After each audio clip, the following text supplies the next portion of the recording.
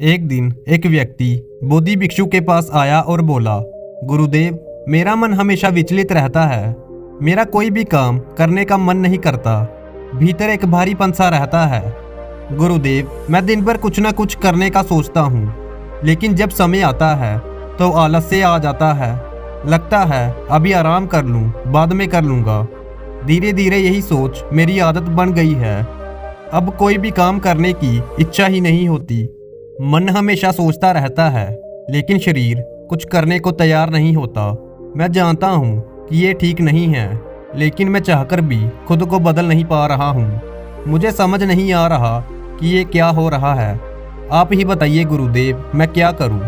भिक्षु मुस्कुराए और बोले, तुम जो अनुभव कर रहे हो वह सामान्य है, लेकिन इसे हल्के में लेना ठीक नहीं। ये जो भीतर का भारीपन है, यह आलस्य का ही रूप है। यह धीरे धीरे हमारे जीवन को निगल जाता है और हमें पता भी नहीं चलता। शुरुआत में ये सिर्फ एक थकावट जैसा लगता है, लेकिन धीरे धीरे यह हमारे उत्साह, हमारे सपनों और हमारे कर्मों को खा जाता है। आलस्य बाहर से नहीं आता, यह भीतर से जन्म लेता है। हर बार जब तुम सोचते हो कि यह काम बाद में कर लूँगा, तो वही क्षण आलस्य के लिए एक दरवाज़ा बन जाता है। और जब ये दरवाजे बार बार खुलते हैं, तो एक दिन तुम्हारा मन ही तुम्हारे खिलाफ हो जाता है। व्यक्ति ने पूछा, गुरुदेव, तो क्या आलस्य कोई बीमारी है? ये हमारे भीतर क्यों आता है? भिक्षु बोले, सुनो, आलस्य तब आता है जब मन को कोई लक्ष्य नहीं दिखाई देता, जब शरीर को आराम की आदत पड़ जाती है और जब बुद्धि अपने कार्य के महत्व को भूल जाती है।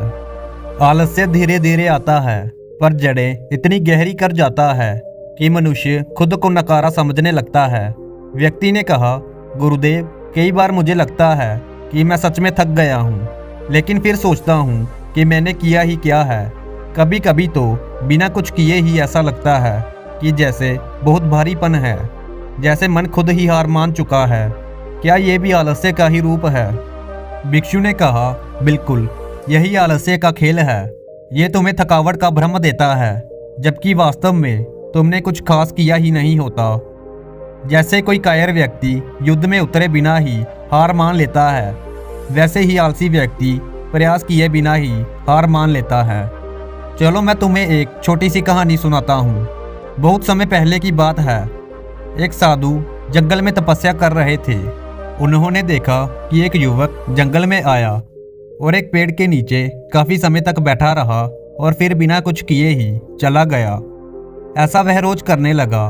एक दिन साधु ने उससे पूछा, बेटा, तुम हर दिन यहाँ आते हो, लेकिन कोई कार्य नहीं करते, ऐसे ही बैठ के चले जाते हो, ऐसा क्यों?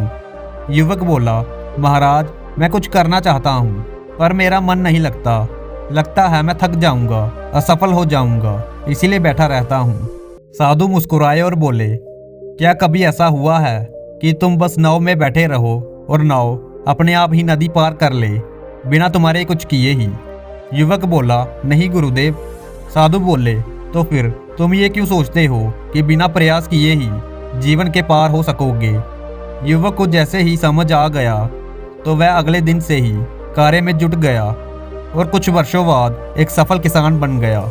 भिक्षु ने कहानी खत्म की और व्यक्ति से कहा, यदि तुम भी उस युवक की तरह सिर्फ सोचते रहोगे, तो तुम्हारा जीवन यूं ही बीत जाएगा। कार्य करने से ही ऊर्जा मिलती है और ऊर्जा से ही आनंद आता है। भिक्षु ने आगे कहा, आलस्य को खत्म करने के लिए सबसे पहले तुम्हें अपने जीवन में एक साफ लक्ष्य तय करना होगा। जब मन को पता होता है कि उसे कहाँ जाना है, तो शरीर खुद ब खुद चलने लगता है। हर सुबह उठते ही खुद से पूछो, आज मैं ऐसा क्या कर सकता हूँ जो मुझे अपने लक्ष्य के करीब ले जाए। दूसरी बात, शरीर को आराम की आदत से निकालो। आराम जरूरी है, लेकिन जब यह आदत बन जाए तो यही सबसे बड़ा बोझ बन जाता है। हर दिन कुछ ना कुछ काम करो, भले ही छोटे हो, लेकिन करते रहो। धीरे धीरे ये तुम्हारी शक्ति बन जाएगा। तीसरी बात, सोच को सकारात्मक बनाओ। अगर बार बार मन में आता है कि मैं नहीं कर पाऊंगा, मैं थक जाऊंगा, तो ये विचार ही तुम्हें थका देंगे। इसके बजाय सोचो, मैं कोशिश करूंगा, मैं कुछ ना कुछ जरूर करूंगा। ये सोच तुम्हारे भीतर ऊर्जा जगाएगी। और सबसे जरूरी बात, आज का काम कल पर मत टालो। हर दिन बस एक छोटा सा कदम लो। यही छोटे छोटे कदम तुम्हें बड़ी मंजिल तक ले जाएंगे।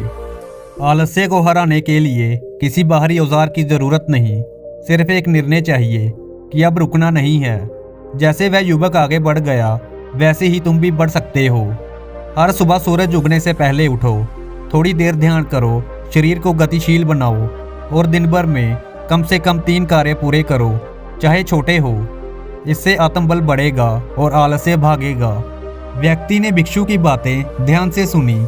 अब उसके चेहरे पर डर या उलझन नहीं, बल्कि एक नई चमक थी। उसने निश्चय किया कि अब वह हर दिन कुछ न कुछ जरूर करेगा। वह आश्रम से लौटा और उसी दिन से उसने अपने जीवन में बदलाव लाने की शुरुआत कर दी। कुछ ही समय में उसने आलस्य पर विजय पा ली और उसका जीवन शांत, सफल और सार्थक बन गया। दोस्तों, आलस्य एक मीठा जहर है जो धीरे धीरे हमारे सपनों, आत्मविश्वास और जीवन की ऊर्जा को खत्म कर देता है।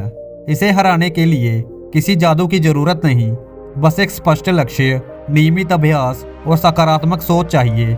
याद रखो, सफलता उन्हीं को मिलती है जो सोचते नहीं, बल्कि हर दिन कुछ करके दिखाते हैं। तो उम्मीद है दोस्तों, आपको ये कहानी पसंद आई होगी और आपने इससे जरूर कुछ सीखा होगा। कृपया चैनल पर नए हो तो चैनल को सब्सक्राइब और इस वीडियो को लाइक जरूर करें। मिलते हैं आपसे एक और प्रेरक कहानी के साथ। धन्यवाद।